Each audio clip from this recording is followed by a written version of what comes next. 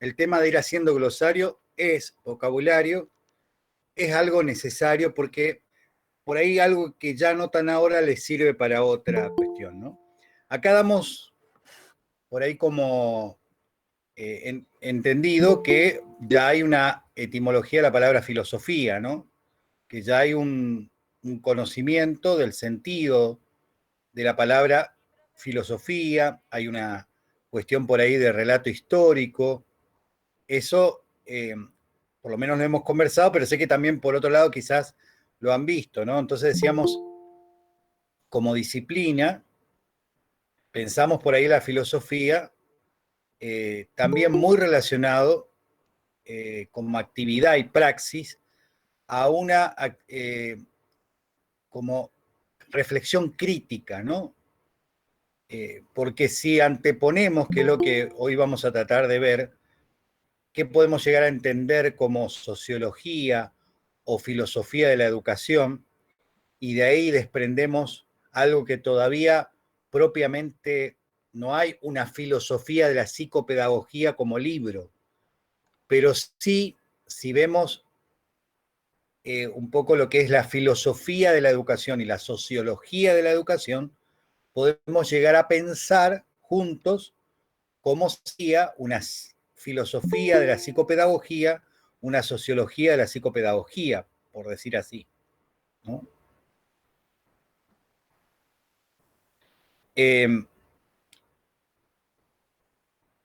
O sea, esto está bien, podemos dar por hecho de que hay una idea del concepto filosofía, de la etimología de filosofía, ¿no?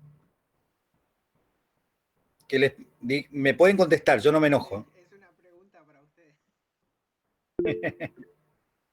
Perdón, salí de una reunión recién. Buenas tardes. Buenas tardes, Lorena. ¿O quieren que repasemos un poquito, unos toquecitos, pinceladas, para, para ver, digamos? Sí, creo que va a tener que dar unos retoques. Unos retoques. Bueno, anoten por ahí pedagogía por un lado y andragogía por otro. Sin H, así como andra, sin H, andragogía. Y algún valiente que quiera por ahí, mientras tanto, buscar, ¿cómo se llama? En algún diccionario y después lo retomamos, que lo dejamos ahí como pendiente, ¿no? Porque pedagogía y pediatría tienen algo en común, ¿no? También pedrastra, pero no vamos a hablar de eso, digamos ahora. Pedrastra o pedófilo también. Lo interesante sería ver por qué hay que revisar el término pedagogía cuando se usa, por ejemplo, en función con adultos. Si propiamente sería correcto hablar de pedagogía. ¿Sí? Pero lo dejamos en pausa. Agustín, ¿vos querías decir algo? No. No. Bien. Les agradezco a los que ponen la cámara porque entonces hablo a personas, no a cuadraditos, ¿no? Porque si no lo poco de humanizado que podemos hacer en lo virtual se pierde, digamos. Bien, entonces cuando uno piensa, vamos a un pantallazo, decíamos filo, está muy relacionado a cuando en nuestra época, mis contemporáneos decían filito, el filito, alguno tuvo algún filito por ahí, ¿no? Entonces, filo, podemos buscar separado, ¿sí? Y Sofía. Sofía, sabíamos que por eso yo les cuento, yo le puse ese nombre a mi hija, pobre mi hija, que menos mal que tiene tíos psicólogos, pero mi hija se llama Ana Sofía de Jesús, ¿no? Entonces, la más grande, la que estudia medicina, Ana Sofía de Jesús. En griego quiere decir mirando hacia arriba, sabiduría de Jesús. Pobre, ¿no? De Yapa no salió monja, pero bueno. Este,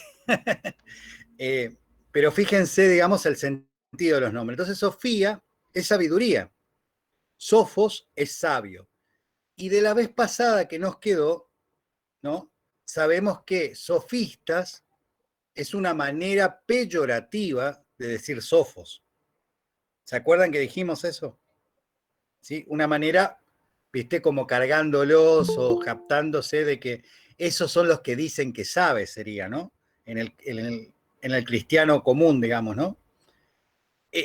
Ahí van los que dicen que saben. Esos son los sofistas.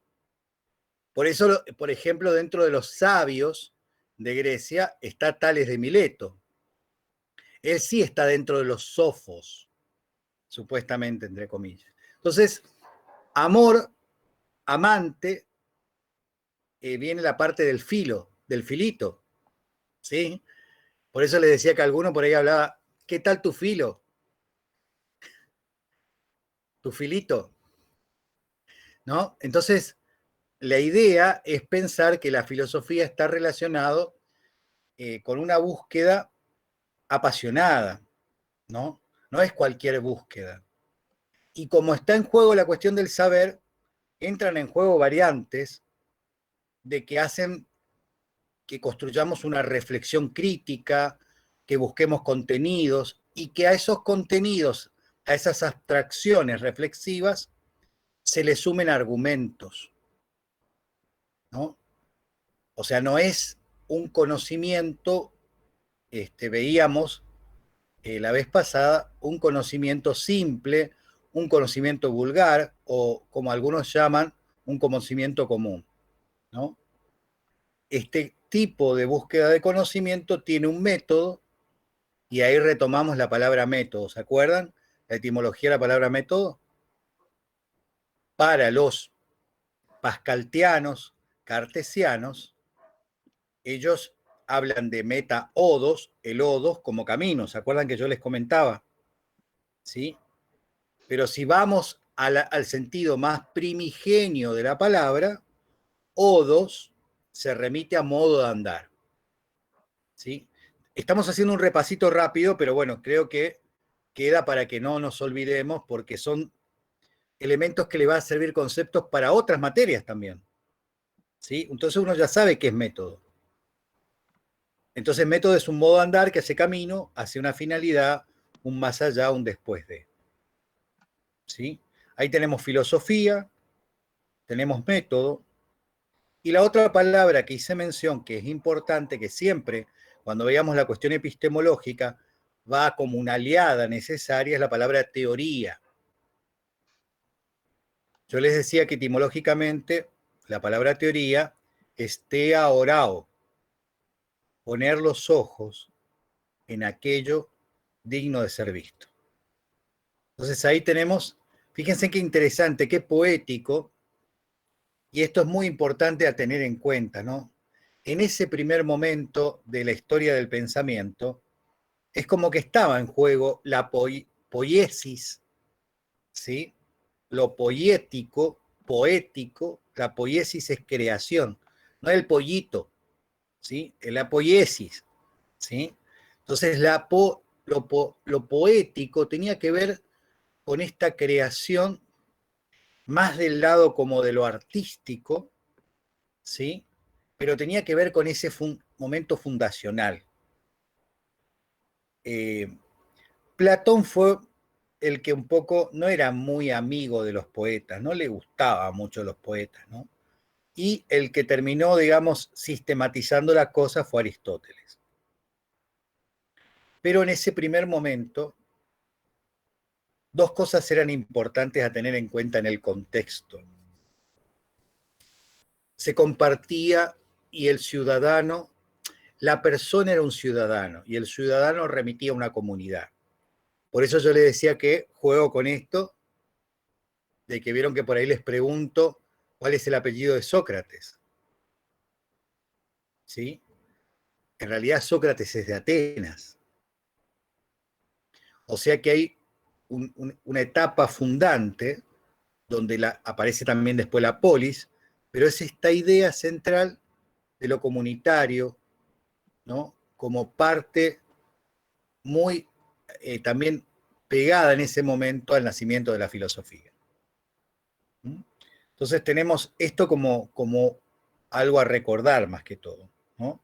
Después decíamos también, hacíamos la diferencia entre doxa, con X, doxa, y episteme. Se me congeló Maxi, quedó duro.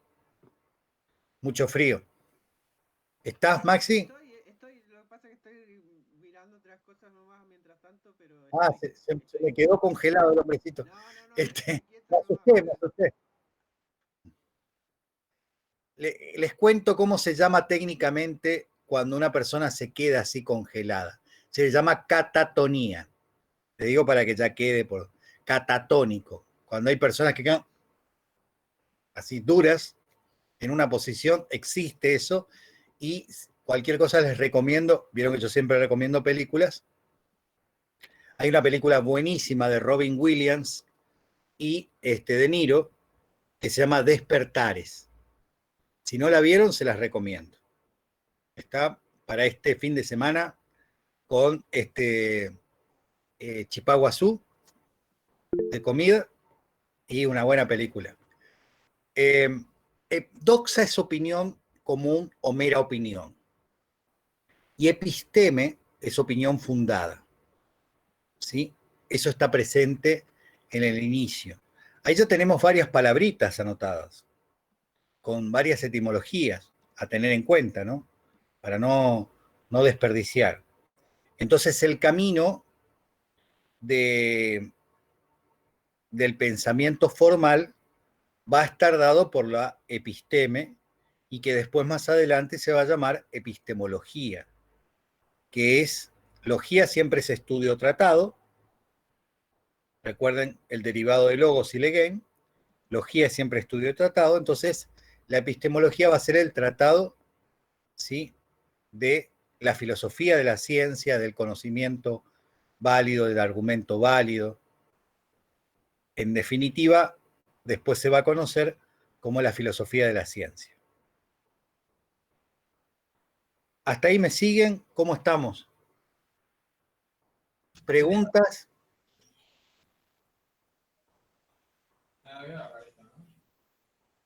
¿Hay alguna preguntita por ahí? ¿Podría decirse que la epistemología es la que une la filosofía con la psicología, psicopedagogía, Eh, o con la psicología? Son dos disciplinas diferentes y uno puede hacer, o sea, se puede ver filosofía de la psicología, filosofía de la pedagogía o filosofía de la psicopedagogía, pero no las une. En todo caso, podemos decir como que la filosofía es el análisis crítico de otra disciplina como ser la psicología, la pedagogía, ¿sí? Está. Eh, es como, a ver, digamos, ¿se acuerdan el ejemplito base que yo le hice de los hombres pescando? La disciplina es como el biólogo, ¿no? ¿Se acuerdan el ejemplo de los tres hombres pescando para diferenciar lo que es el pensamiento común del pensamiento científico y del pensamiento filosófico? ¿Recuerdan el ejemplo de los tres hombres pescando?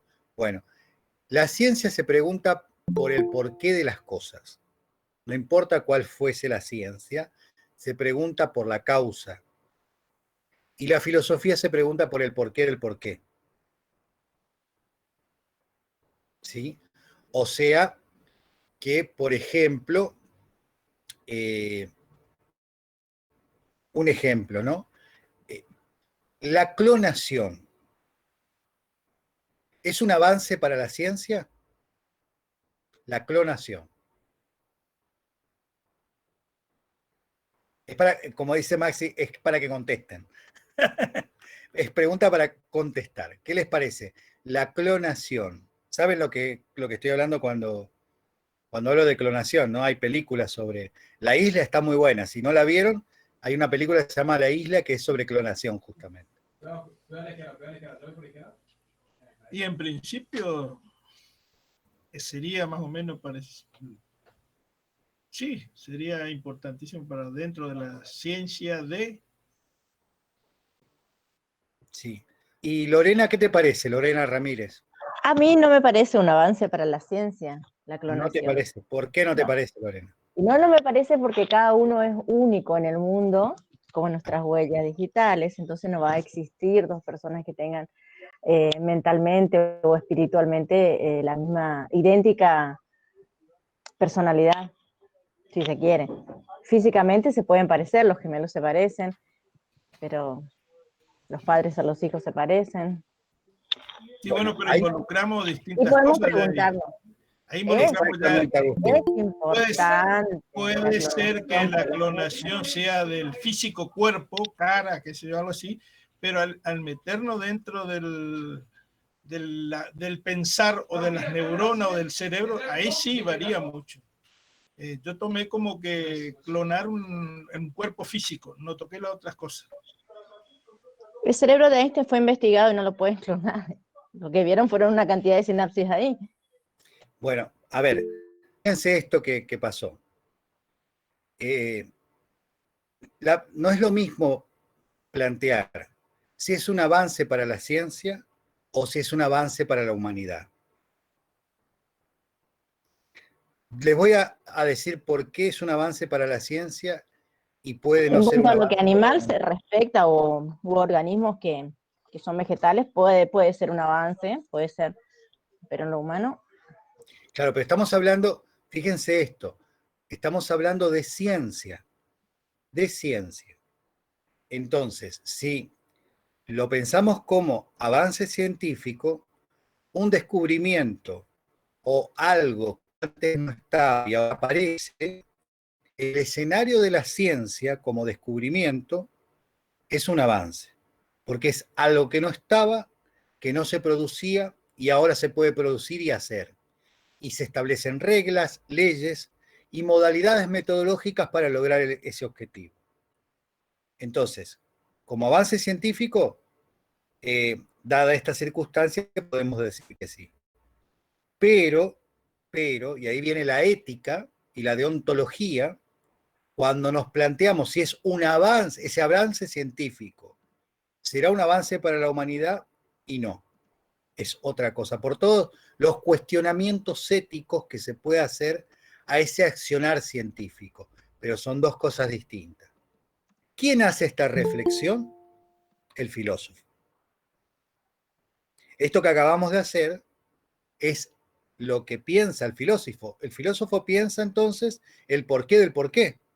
O sea, las causas primeras, decíamos como definición, las primeras causas y las últimas consecuencias. Entonces, nosotros podemos decir, bueno, pero una clonación, ¿en qué puede derivar para la humanidad? Por ejemplo, puede derivar en que de ahí en adelante alguien diga, bueno, yo quiero, en vez de tener un hijo, tener un otro yo para mantenerme y seguir estando en el mundo, ¿sí? También, digamos, si yo puedo, por ejemplo, manejar lo que es el poder elegir si quiero tener un hijo con ojos azules, por ejemplo, quiero tener un hijo que tenga un ojo verde y otro azul, que sea mitad rubio y mitad negro, ¿no? Obviamente que estoy haciendo una exageración adrede, digamos, ¿no? Pero llegado un momento en el cual ese uso de esa tecnología, de esa nueva tecnología, se comercialice, se transforme en una situación de consumo, en una situación de que en realidad no haya una espera en el hijo deseado, sino que se constituya el hijo deseado inventado por una tecnología, todo eso llevaría a que no estaríamos hablando de la misma humanidad. Por ejemplo, para los fanáticos de X-Men, ¿hay algunos fanáticos ahí de X-Men? ¿Sí? ¿Cuál es la diferencia entre el profesor X y Magneto? En su ética, en su filosofía de vida. ¿Cuál es la diferencia? ¿Por qué dos amigos, porque son amigos, terminan estando en bandos distintos? ¿Por qué? ¿Cuál es la filosofía de Magneto? ¿Y cuál es la filosofía del profesor X?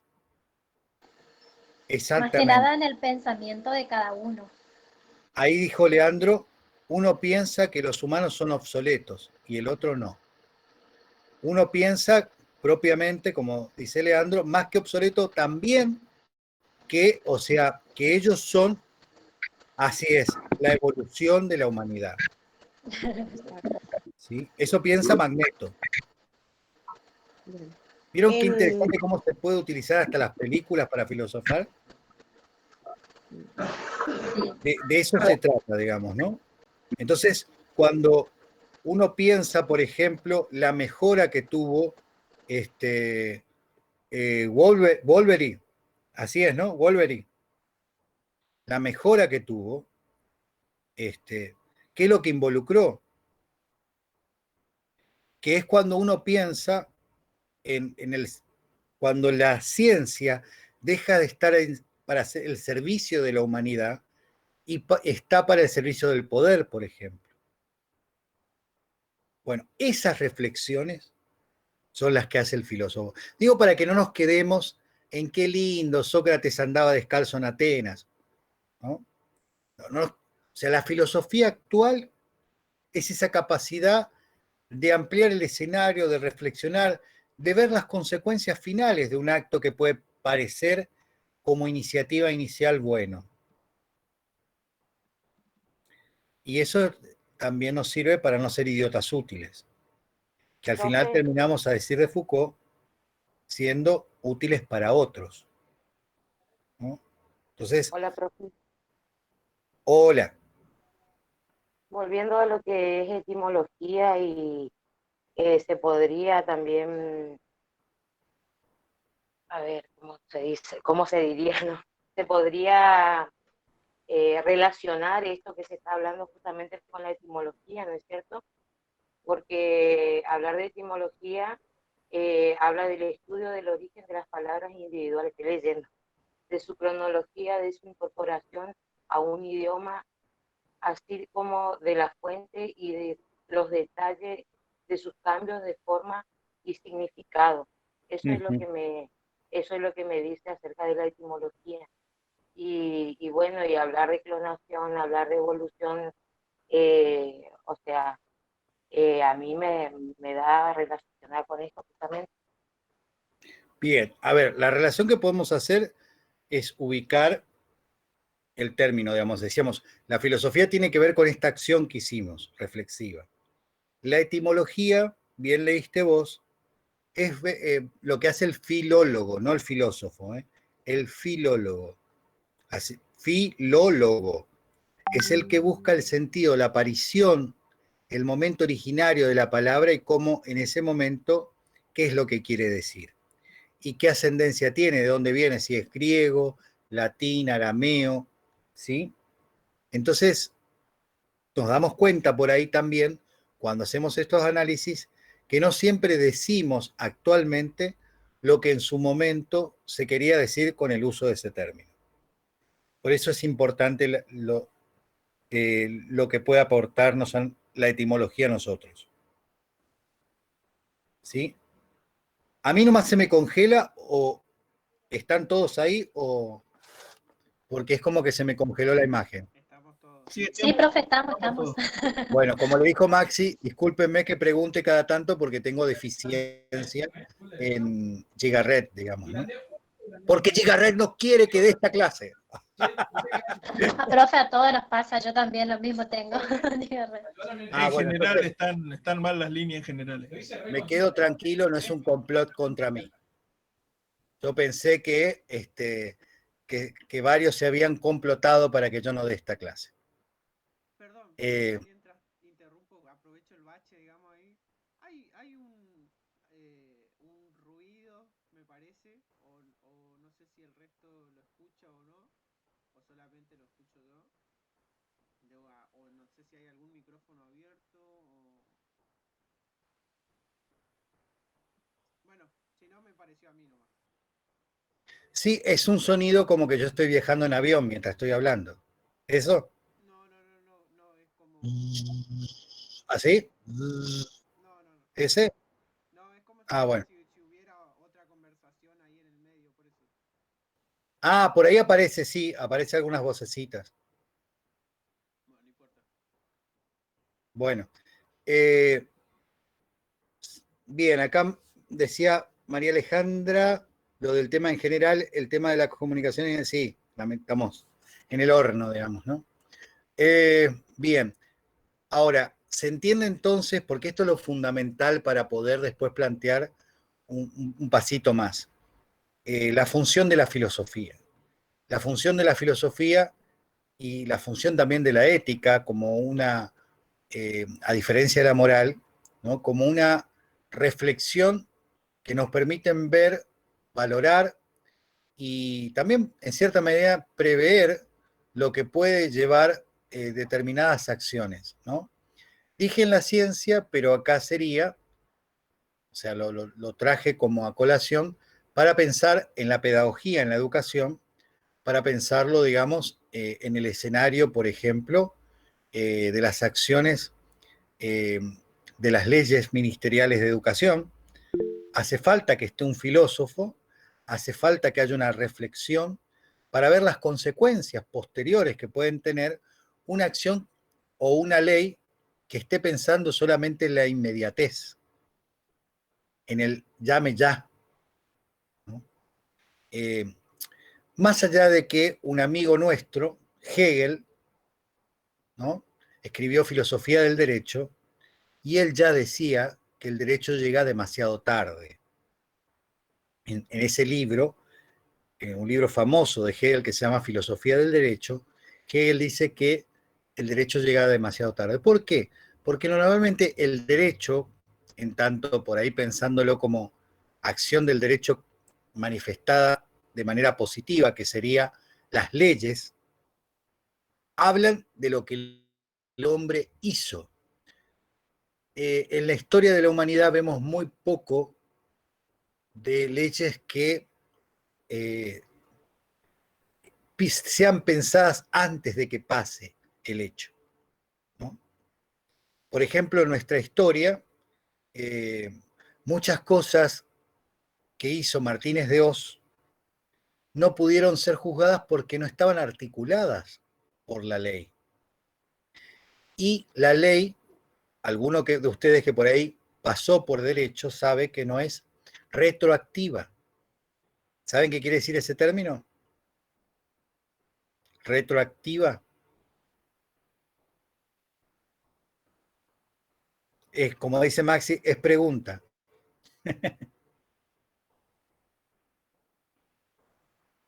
¿Hay algún voluntario? Retroactivo es mirar para atrás, revalidar para atrás. Exactamente. En este caso sería que no puede ser aplicada en el hecho acontecido anteriormente para juzgar ese hecho. Es de acá en adelante.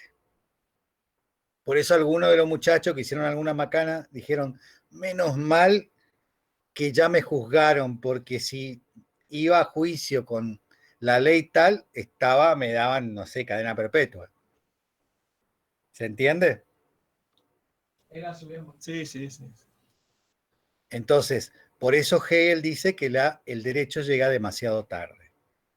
Y por eso es tan importante que en cualquier mesa, ya sea de publicistas, ya sea de una empresa, ya sea de un laboratorio, ya sea de un gobierno, siempre tenga una silla, un filósofo para prestar su reflexión.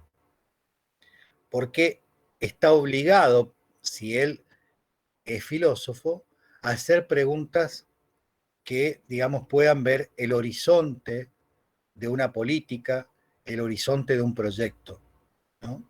Poder ver qué puede causar, qué pueda generar. ¿Mm? Entonces, por eso hablamos de una reflexión crítica. ¿Hasta ahí me siguen? ¿Se Sí, ahogaron sí, sí. todos en Sí, el no, no, camino? no. No, sí, sí, está bien. Sí, profe, te escuchamos, te escuchamos. Bárbaro. Entonces, ahora vamos a recuperar, por ejemplo, la palabra pedagogía, pediatría. ¿Qué quería decir? ¿Alguien buscó?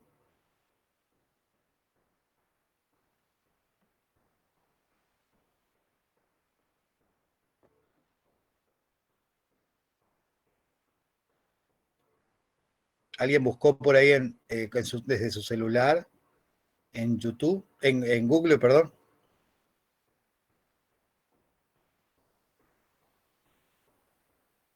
No, no. ¿A qué les suena peda? Bien, pero la etimología. Busquemos inicialmente la etimología de la palabra pediatría y pedagogía.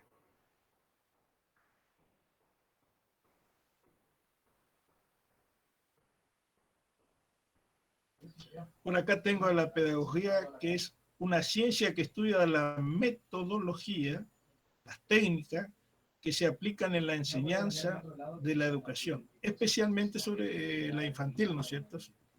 Exactamente, ese es el tema. Por eso le decía, primero, antes de la definición, vamos a la etimología.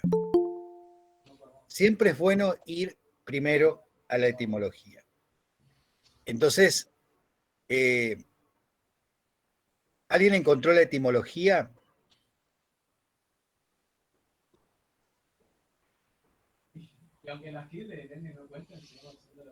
¿Cómo? Escucho ahí a alguien hablando. Escuché bajito. Hay compañeros ahí escribiendo en el chat. Estaría bueno que activen su micrófono y participen. No hay ningún inconveniente en que lo hagan. Profe, la palabra Sí, proviene del griego antiguo paidagogo, el esclavo que traía y llevaba chicos a la escuela. exactamente. O sea, estamos hablando de esto que ya adelantó Agustín. O sea, pedagogía, digamos, es guía. Y peda es infantil. Por eso es el pediatra atiende niños. Más allá de que como es el médico de la familia, él, grandote viejo, todavía se sigue yendo al pediatra. Pero el pediatra, como disciplina, es la medicina que atiende al niño.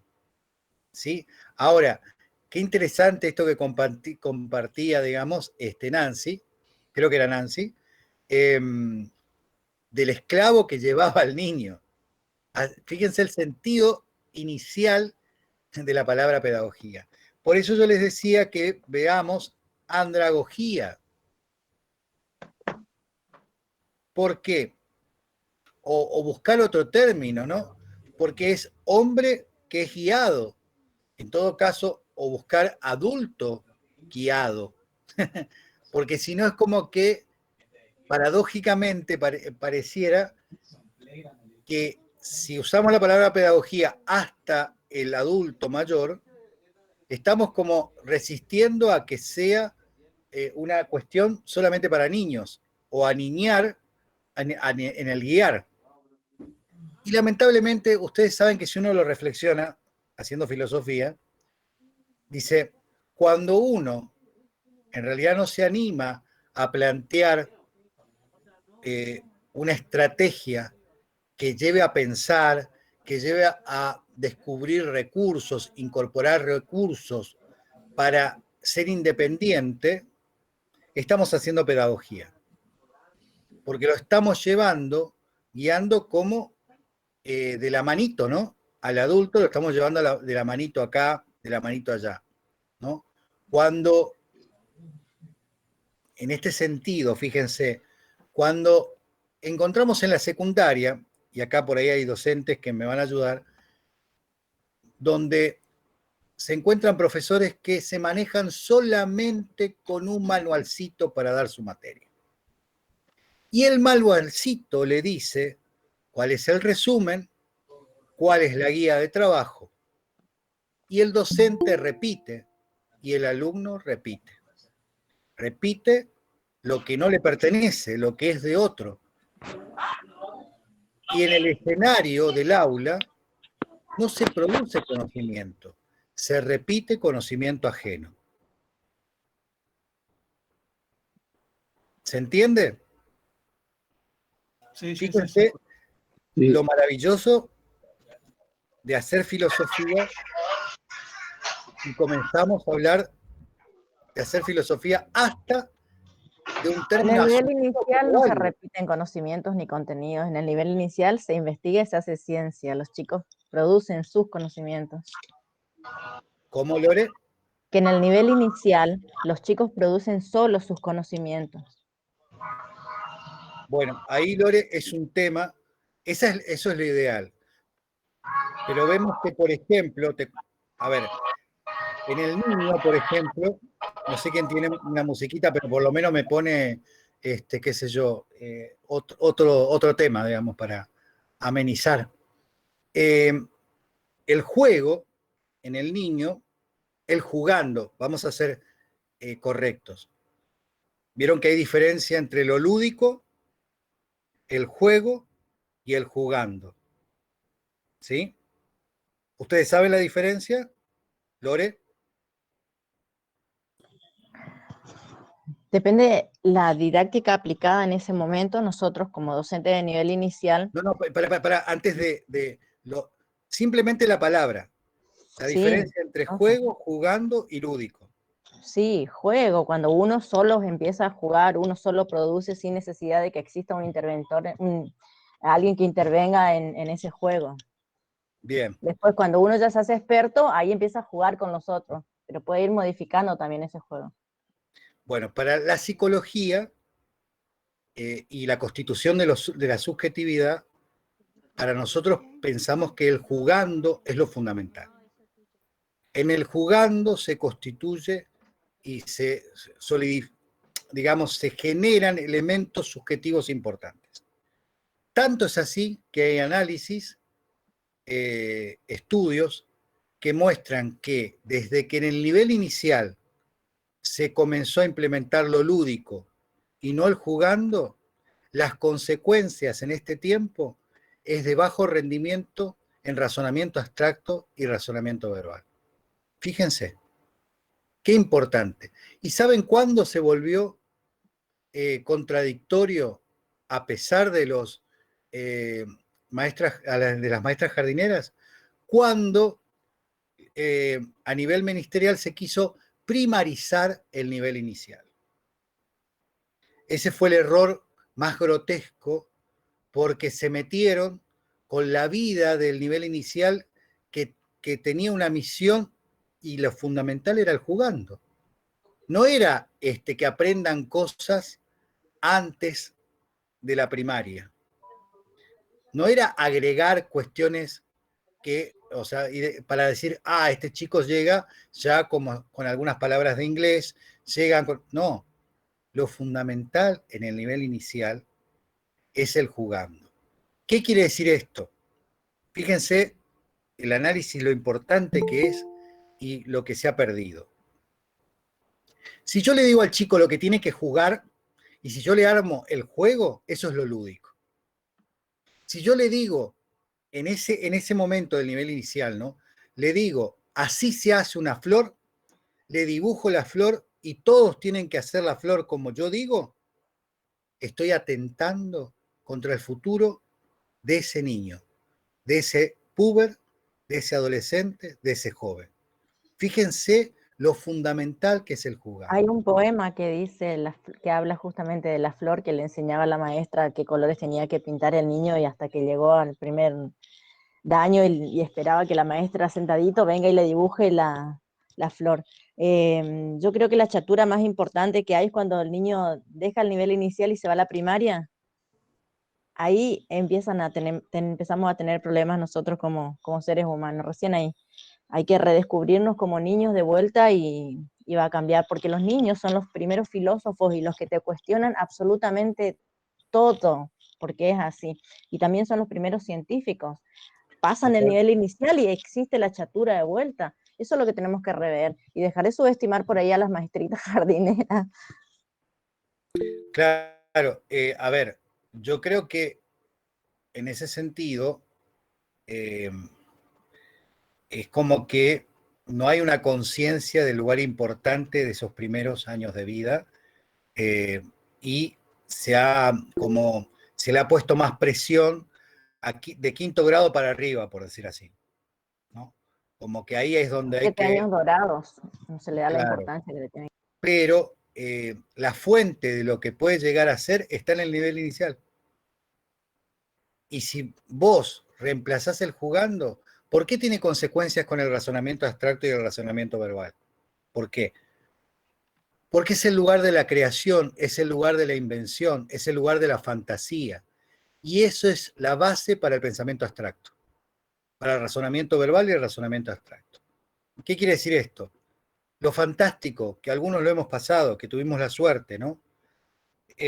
Teníamos una frazada, 2 sillas, y esa frazada y esas 2 sillas en un momento determinado eran un castillo, eran una cueva, pasaban a ser infinidad de posibilidades que no estaban en un libro, no estaban en un ejercicio prefijado, se creaban en ese momento en la misma acción de. Eso no se tiene que perder. Papás, abuelos, tíos, si quieren aportar algo, ayuden a que no se muera ese primer momento inicial, porque ahí es donde estamos atentando con el chico que después no puede ingresar a la universidad. Miren lo importante que es el nivel inicial. Muy importante, profe. Más que nada yo quería aportar esto también, que el juego es importante en todo el transcurso de la edad, ya sea niño, adolescente y grandes. A mí me pasa que estoy en un colegio y a veces cuando me doy cuenta que los chicos no hay forma de que aprendan, implemento el juego. Hay un Totalmente. juego y los chicos reaccionan y aprenden, porque es importante el juego no solamente en jardín, sino continuar eso porque es muy importante en primaria. En cualquier momento de la clase podemos implementar el juego como para reanimar a los chicos y darles el tiempo que ellos experimenten, que ellos lo hagan. Porque eso Totalmente, es lo que Laura. pasa en las escuelas, se les corta ese tiempo de juego. Yo estoy en una escuela especial, en una escuela común, y me doy cuenta de eso, que no se implementa el juego y no le damos la oportunidad de que los chicos aprendan por sí solos. Y también lo que dice Leandro, ¿no? O sea, esto de... Yo me acuerdo, primer año de la secundaria teníamos caligrafía, no sé si algunos lo sufrieron. ¿Tuvieron caligrafía algunos? Son muy jovencitos la Sí, yo mayoría. tuve también, sí. Bueno, Yo tuve un profe grande que me daba caligrafía. bueno, la profe grande que yo tuve le llamó a Juancito y me llamó a mí y mostró el trabajo de Juancito y dice, así es como se deben hacer las cosas. Y después mostró mi trabajo y dice, y así no se deben hacer las cosas. En esto que por ahí decía Leandro, ¿no? Qué cosa cuando se hace esta dinámica, ¿no? Donde se excluye esa posibilidad de la expresión del dibujo o de la gráfica como puede hacer en ese primer momento y partir desde ahí. Partir desde ahí, o sea, la labor de un buen docente no es maltratar con la sentencia, sino ver qué puede hacer con eso que aparece ahí. Y eso marca la diferencia entre un docente que ama lo que hace y que tiene sanamente en claro lo que es la función de un docente, el rol. El rol es poder, digamos, generar esto, ¿no? Profe, eso Sí, va a tener que ver con la vocación del docente. totalmente. Y ahí vamos a otra Totalmente. palabra, digamos. Totalmente, porque tenemos muchos Profe, profesores que solo el título le avala y usted Y a sabe que veces no la es. ansiedad de los padres también. A veces también la ansiedad de los padres. Sí. Perdón, Matías, vos profesor, querés. sí, perdón, Matías. sí, eh, hay algo ahí también que también tendría que reverse, profesor, esto de decir la vocación. Eh, Acuérdense que cuando los primeros profesores, que fueron los conductistas, ¿no? Quizás ellos tenían la vocación. El problema es que el modo que les enseñaron a ellos y el cual ellos transmitían era conductista. O sea, ellos pudieron haber tenido vocación, pero la transmitían de la única manera que creo yo, sabían, como vieron a su profesor, así lo transmitían. Me parece que lo de vocación, es apreciación personal mía, profesor. Lo de vocación por ahí, quizás ellos habrán tenido su vocación como docente y habrán aprendido de esa manera. A diferencia de hoy, que nosotros como docentes tenemos miles de formas de transmitir el conocimiento, porque bueno, esto de la pedagogía surgió cambios desde ese primer momento conductista hasta ahora, y bueno, vinieron nuevas teorías, vinieron nuevos métodos, vinieron nuevas filosofías, porque una de las más grandes que yo las aplico y me encanta es justamente Montessori, que ya no se va a hablar de un método, no se va a hablar de método, sino se va a hablar de una metodología, de una filosofía, ¿no es cierto? Sí, Ella se lo toma como filosofía. Yo me sí, parece que sería desde como una praxis, una práctica que lleva una postura ante la educación. claro, por eso le decía, esto es una apreciación mía, hablar de decir vocación, pero ellos capaz que tenían su vocación. El problema es que eh, ellos enseñaron cómo, obviamente aprendieron que creían que debía ser un docente. Bueno, después los cambios se vinieron dando y bueno, es lo que hoy tenemos en la educación. Sí, de Eso igual nomás. forma, bueno, ahí está el hecho, volvemos al punto de la repetición, ¿no? El docente que tenemos muchos sindicalistas, en un sentido, o muchos operarios de la educación y pocos enamorados de la educación. Pero esos pocos están salvando la educación. Esos pocos que por ahí eh, no tienen un más allá, siempre tienen, viene algún chico y le pregunta en el recreo y ellos están, le manda un mensajito y le contestan, o sea, se ocupan no solamente del que anda, entre comillas, bien, sino le ocupa el que todavía no puede lograr alcanzar determinados logros, y también lo vemos en el hecho de cómo se plantea ese problema.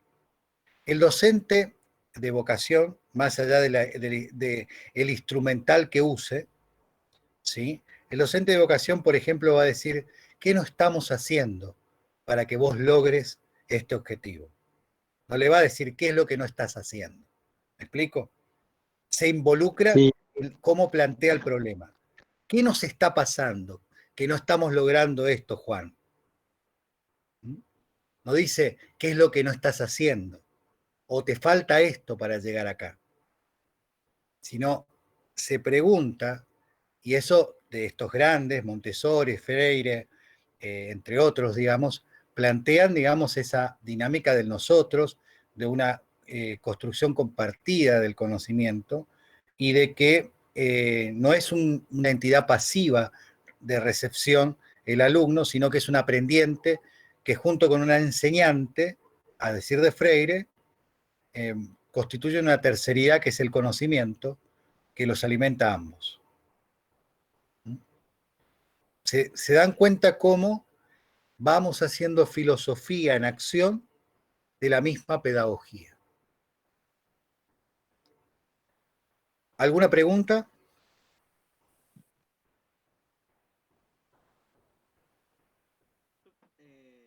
Ilse, Sí, quisiera por ahí rescatar, volviendo un poquito atrás, esta cuestión que comentaban respecto de la infancia del primer acercamiento, si se quiere, con el conocimiento, y retomar por ahí algunas cositas que vos desarrollaste en encuentros anteriores que tenía que ver justamente con que uno de los principios que origina este camino del mito al logos, es decir, esta forma de buscarle eh, otra, otra metodología para conocer que no sea la mera tradición oral que de alguna manera tenía o encontraba su origen en cuestiones vinculadas a lo divino, si se quiere, eh, es el asombro, digamos, es decir, uno de los principios es el asombro y justamente, es decir, una de los elementos que juega, si se quiere, en la filosofía a la hora de pensar, es decir, el hecho de no dar nada por sabido o preconcebido, si se quiere, y asombrarse. Vos habías comentado, bueno, aquellos que pretendían explicar el cambio o la permanencia, el origen a través de los elementos como el agua, el fuego, Heráclito, Parménides, etcétera, etcétera. y bueno, justamente lo interesante, digamos, de pensar el asombro como una de las conductas filosóficas, ¿sí? Y también en relación a esto que mencionaban, la cuestión de la vocación, que también lo charlamos en uno de los encuentros anteriores, pensarlo como algo en construcción, no como algo, decir, algo a lo que se llega y que a partir de ahí, y que en ese sentido sí, la vocación, de alguna manera, sería esto de preguntarse o repreguntarse, ¿sí? Sobre qué hacemos o si sirve o qué es lo que podemos mejorar en aquello que estamos haciendo como educador. Totalmente, sí, sí, sí.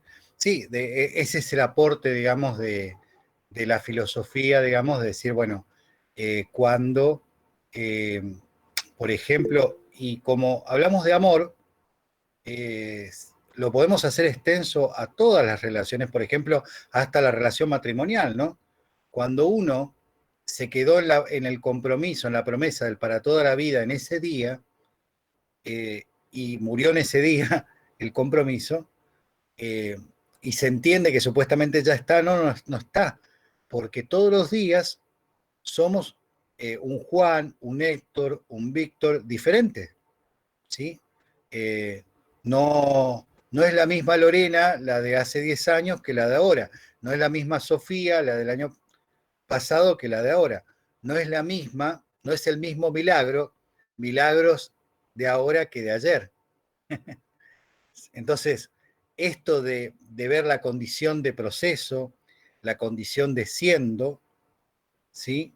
Nos permite ver que la vocación va relacionada con lo propio de lo antropológico. Por eso decíamos, qué importante es ver que detrás de toda teoría, detrás de toda afirmación, hay una idea de hombre, una epistemología y una filosofía.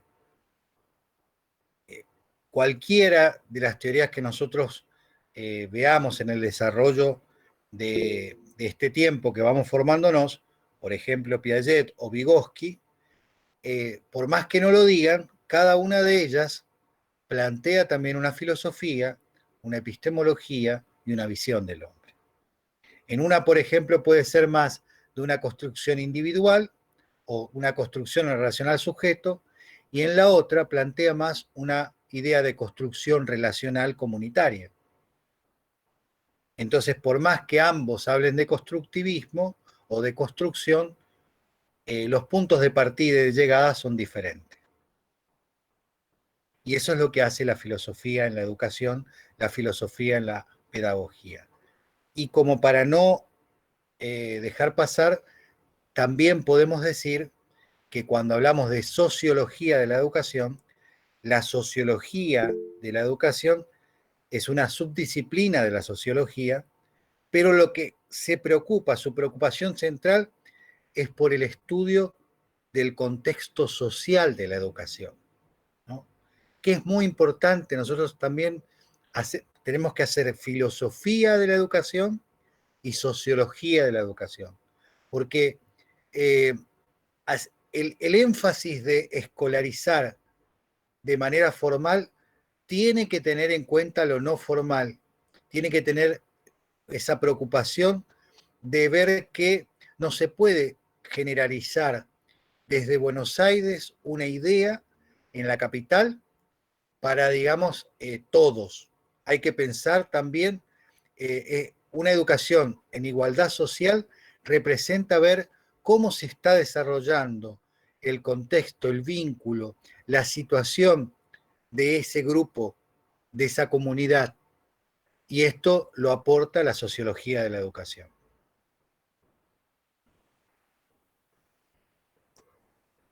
¿Ven por qué? ¿Para qué sirve esto? Para ver por qué hay varias materias que uno podría decir, pero no están hablando de psicopedagogía. Pero para poder accionar las técnicas y las estrategias psicopedagógicas, tengo que tener presente la filosofía, la sociología y también la antropología cultural.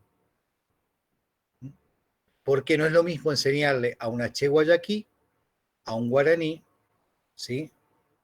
Que, digamos, a un chico del Saint Patrick's de Corrientes. No estoy haciendo clasificación clasista, sino estoy diciendo que hay que involucrarse en la situación del propio contexto y de ahí en más establecer, digamos, qué estrategias son las más válidas para ese grupo. Ilse, por ahí yo cometimos el error de no aclarar, es decir, una cuestión que interna por ahí que habíamos organizado anteriormente, que el espacio de filosofía en principio está estructurado como una filosofía general que suelen tener todas las carreras, pero nos pareció que sería más oportuno por ahí orientarlo a cuestiones educativas y vincularlo específicamente con la carrera y no por ahí extendernos sobre otras cuestiones generales de filosofía que no vendrían al caso, digamos. Eso para que tengan en cuenta también, por ahí Leandro decía, no sé si tiene algo que ver con esto, digamos. La idea es ir arrancando con algunos principios o con algunos lineamientos filosóficos para pensar la educación, no lo existencial en general o otras cuestiones por ahí tiradas de los pelos, digamos. O sea, sería una filosofía situada, ¿sí? Una filosofía con una especificidad que tiene que ver con la educación, con la psicopedagogía, con la pedagogía, y por ahí, digamos, vamos a ver una filosofía en acción, no una historia de la filosofía de la educación. ¿Me explico? Esto que estamos haciendo, nosotros estamos haciendo filosofía de la educación, haciéndola. Por eso es que también hoy los convoqué más a participar, porque en el hecho de generar preguntas, pero preguntas que vayan por ahí a decir de la zona al caracú de la cuestión.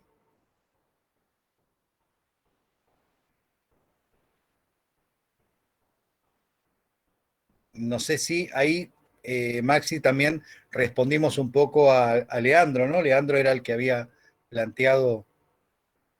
Claro, bueno, eso había encontrado el comentario que ya era de hoy cuando se venía desarrollando esta cuestión de la Ah, importancia y de la vocación.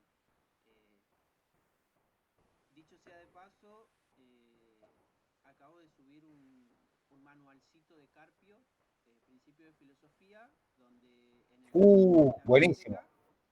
la primera parte tiene una ¿En la distinción. vinoteca?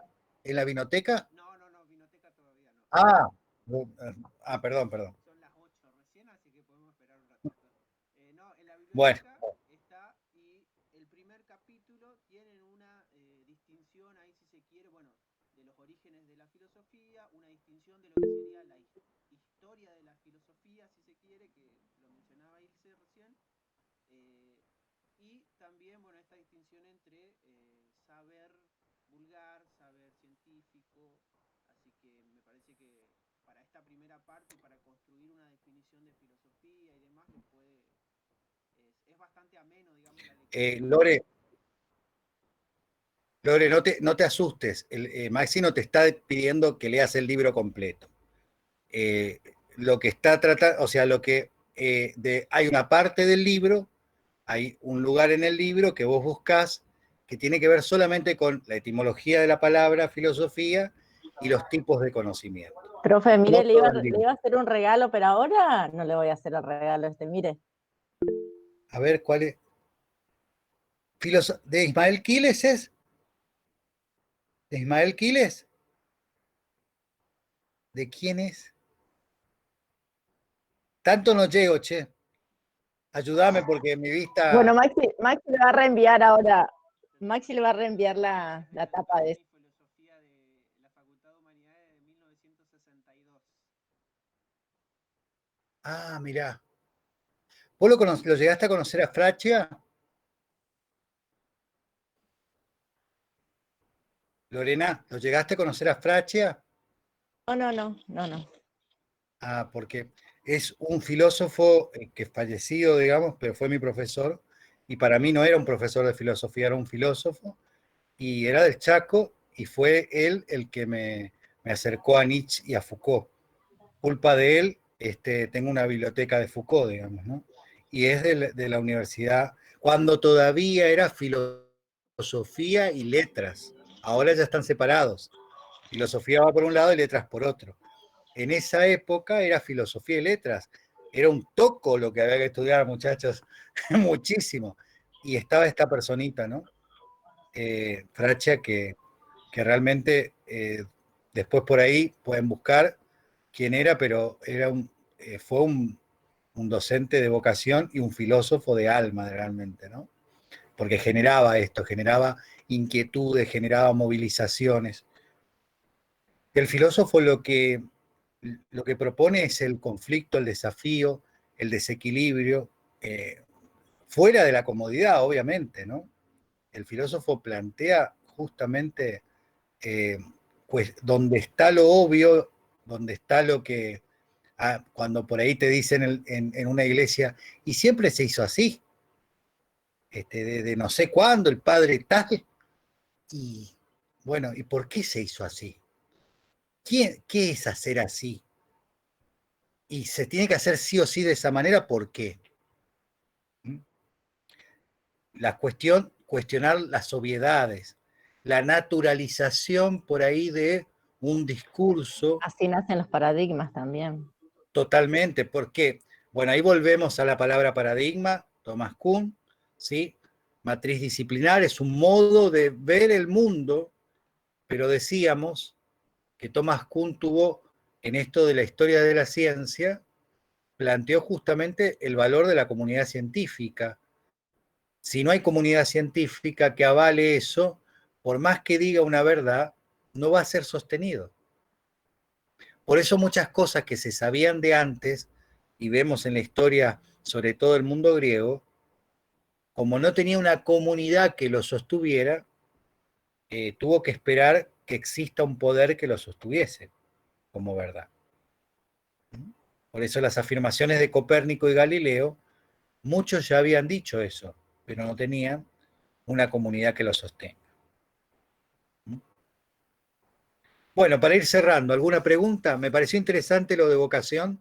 Sí, la vocación está relacionado, y fíjense ahí la relación entre filosofía y vocación, con la idea de saborear. Saber también como saborear, gustar, ¿sí? En ese sentido, vocación y filosofía tienen relación. Y la profesión es el ejercicio práctico de no solamente de un oficio, ¿sí? Sino también de una disciplina con una regulación y una forma, digamos, pero que no necesariamente puede tener en sí corazón. Alguien puede hacer las veces de docente, pero no vivir la docencia. Por eso fíjense qué importante, llevándolo a un plano más significativo, ¿no? Sócrates, para mí, era filósofo y educador por excelencia.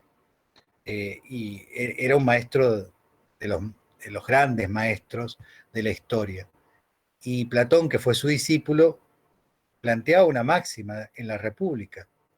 ¿Cómo podemos mejorar como sociedad, como humanidad?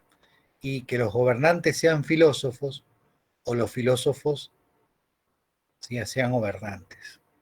Es que los gobernantes no piensan, va a ser muy difícil. Son elegidos adrede, digamos.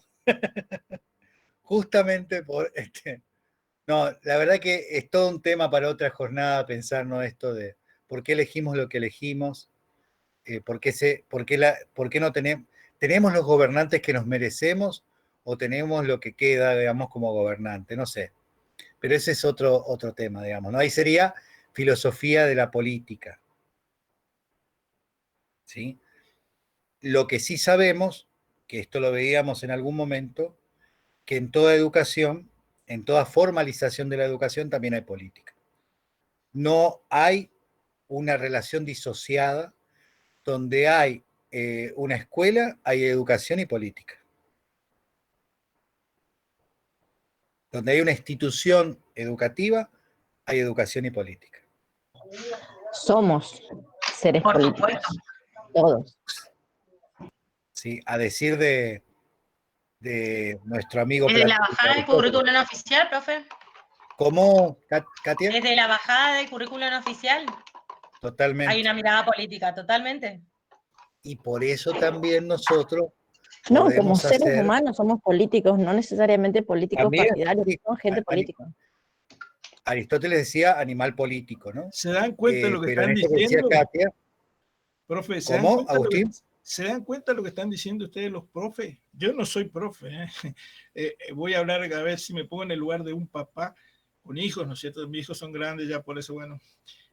Pero eso es lo que le van o le dan ustedes a los niños, a nuestro futuro, lo que está bajado de la política o lo que le tiran de allá. Creo que sí, desde siempre fue así, pero en algunos lugares los docentes de la primaria, bueno, ahí demuestran su vocación en la paciencia, en la tolerancia, en mi época, bueno, en sentarse al lado de uno y tomarle la mano para hacer lo que hablábamos recién, que no conocen, creo que ellos, el cuaderno de caligrafía. Claro. Yo no veo, harán 40 años atrás, cambió.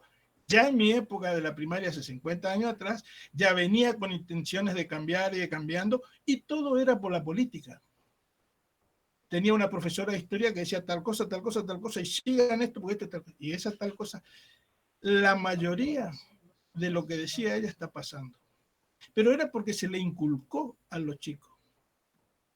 Fíjense que yo soy, creo que igual que vos, Ilse, uno de los rebeldes en el salón. Varias veces me rajaron, por decir así vulgarmente, a la portería. Y no a la portería, sino a la conserjería, porque era un colegio religioso privado, donde, bueno, allí había un consejero que decía esto, así, así, así, pero yo no estoy de acuerdo con eso porque a mí mis viejos, a mí mis abuelos me dicen que no es así. Claro. Y hablo de mis viejos así porque también ellos, igual que ahora yo con mis hijos, laburaban las 24 horas, no estaban con nosotros.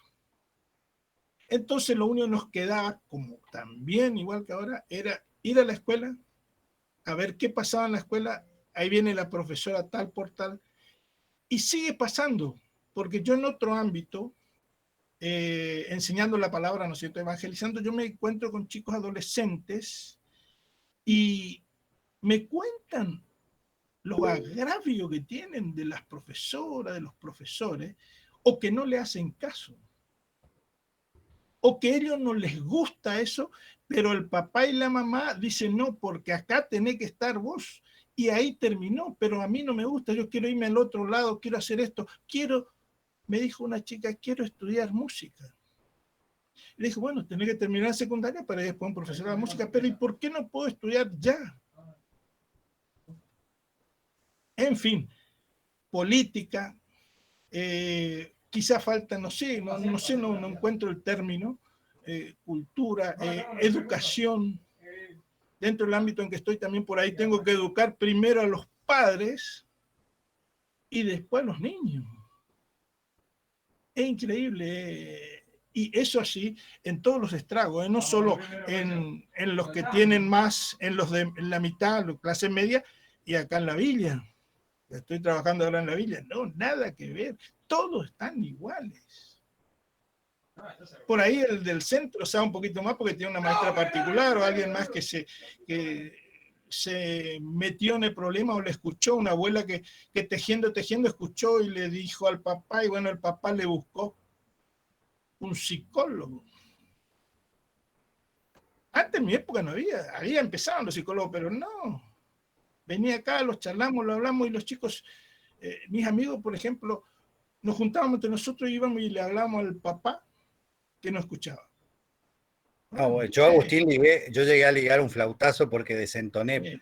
Eso siempre ligamos, eso siempre ligamos. Pero bueno, se dan cuenta que están hablando de política, pero ¿por qué no hablamos más vale de cómo, o los docentes acá, profesores, profesoras, ¿por qué no ven un poco más al niño? Dentro de nuestra psicología educacional, filosofía educacional, etcétera, etcétera.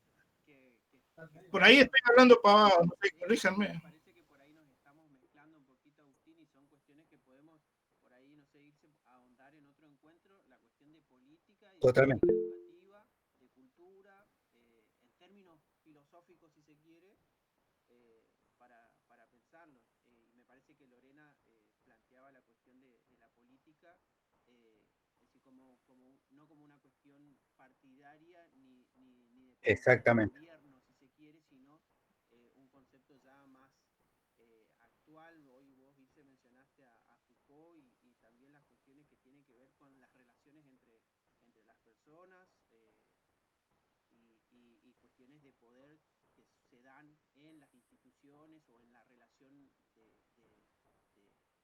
educandos y docentes. Me parece que esa es la cuestión y que por ahí puede